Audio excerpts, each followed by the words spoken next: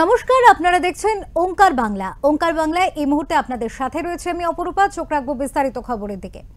রবিবার বর্ষণ মুখর সন্ধ্যায় বিশ্বকবি রবীন্দ্রনাথ ঠাকুর এবং বিদ্রোহী কবি নজরুল ইসলামকে স্মরণ এবং শ্রদ্ধা জানিয়ে নিউ টাউনের উপাসনা গৃহে অনুষ্ঠিত হলো একটি মনোগ্রাহী সাংস্কৃতিক অনুষ্ঠান।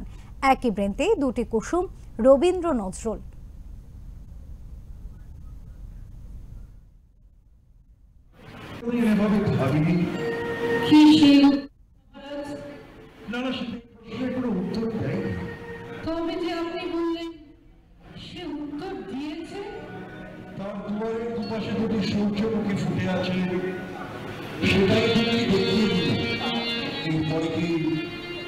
আর কোন উত্তরের দরকার পড়ে? বলো রানী, বলো, এভাবে চুপ করে থেকো না। আমি যে নির্বাক মহারাজ, রথযাত্রা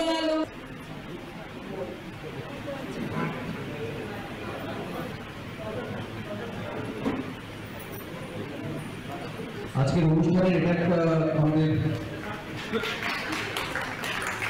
কতটা আনন্দদায়ক হয়ে উঠেছে। এটা দেখে ভাল লাগছে যে এখনো লোকে অনেকটা কালচারালি জড়িত, এখনো যুক্ত, কেউ নাচ, কেউ গান, কেউ আবৃত্তি। কিন্তু হ্যাঁ, যতটা মাঝখানে কমে গেছিল, কালচারালি অ্যাক্টিভ ছিল না, এখন আবার কিছুটা ফিরে আসছে। আর বেশি করে আমাদের এই জেনারেশনটার চেষ্টা হচ্ছে কালচারটাকে আবার কলকাতায় ফিরে আনা বা বেঙ্গলে, যেখানে আগে বেঙ্গলকে বলা হতো city of culture, city of art, সেটা আস্তে আস্তে মুছে যাচ্ছে। কিন্তু ভাল লাগছে, লোকে আবার পার্টিসিপেট করছে, নতুন করে কেউ ঢুকছে, বাচ্চারা আজকাল রবীন্দ্রসঙ্গীত শিখছে, নজরুল গীতি শিখছে, তো এটা খুব ভাল লাগছে আমাদের দেখে। আপনি কি পার্টিসিপেট করলেন আজকে? আমাদের নিজস্ব দল আছে সুরের ঝোলা বলে, তো সেখান থেকে আমরা প্রথমে তো একটা পাগলাওয়া হলো একদম ইন্ট্রোডাকশন, একদম স্টার্টিংয়ে। আর এরপরে আমাদের একটা আছে নজরুল গীতি, কারারই লৌহ কপাট, আমাদের পুরো দলকে। দু লাইন যদি গিয়ে শোনান আমাদের সিঙ্গার। কারারই লৌহ কপাট ভেঙে ফেল কর রেলোপাট, রক্ত জমাট শিখল পূজার পাষাণ বেদি, ওরে ও তরু নিশান। আমাদের তো পার্টিসিপেট ছিল বর্ষা নিয়ে, আর আমরা অনেক ছোটবেলা থেকেই বাগুইহাটি নৃত্যাঙ্গনে নাচ শিখি, প্রতি বছরই আমাদের হয়। আর রবীন্দ্র নজরুল করার জন্য আমরা এই জায়গাটা খুব সুন্দর একটা জায়গা বেছে নিয়েছি করার জন্য, বর্ষা নৃত্যাঙ্গনে। আর আমাদের এখানে খুব ভালো লাগছে করতে। আর শান্তিনিকেতনেও আমরা প্রোগ্রাম করেছিলাম, ওখানেও খুব ভালো করে হয়েছে। কেমন লাগছে আজকে পার্টিসিপেট করে? খুব ভালো লাগছে এখানে করে।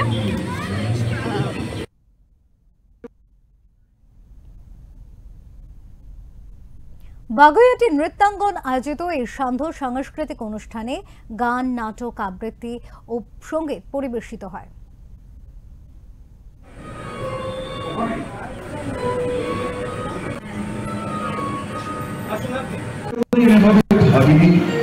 কি সেই উত্তর মহারাজ? না না, সেটা এই প্রশ্নের কোনো উত্তর দেয়। তবে যে আপনি বললেন সে উত্তর দিয়েছে, আবার সঙ্গীত বললাম। দুপাশে দুটি সূর্যমুখী ফুটে আছে, সেটাই দেখতে যাচ্ছে।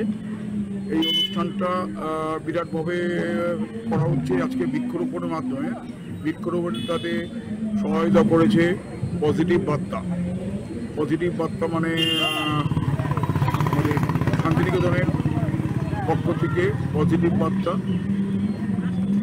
শুধু আমি এই অনুষ্ঠানটা বলছি, এই অনুষ্ঠানে অনেক বাচ্চা, শিশু শিল্পী থেকে অনেক সিনিয়র যারা রয়েছে, তারা অনুষ্ঠানটাতে গান, বাজনা, নাচের উপরে করছে।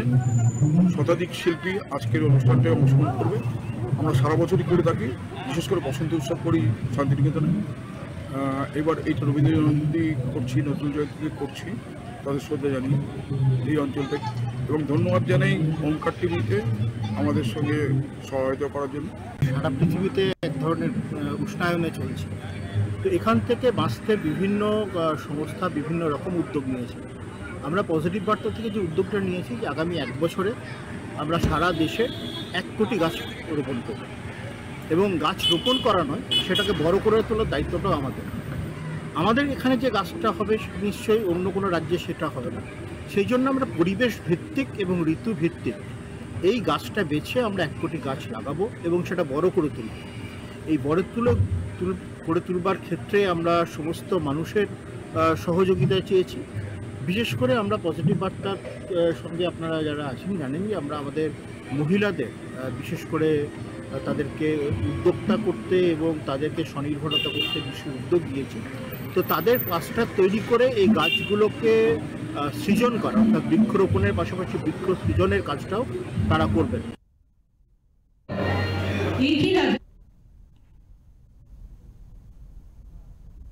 মনোরম পরিবেশে একটি সুন্দর সাংস্কৃতিক অনুষ্ঠান পরিবেশন করার জন্য উদ্যোক্তাদের ধন্যবাদ জানান বিধায়ক দেবাশিস কুমার।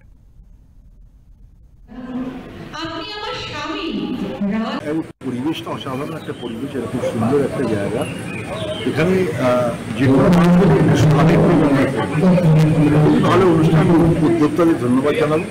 এটা আলাদা একটা মনোরম জায়গা। এই অনুষ্ঠান আমাদের তো বলার কিছু নেই, আমাদের প্রাণের দেবতা।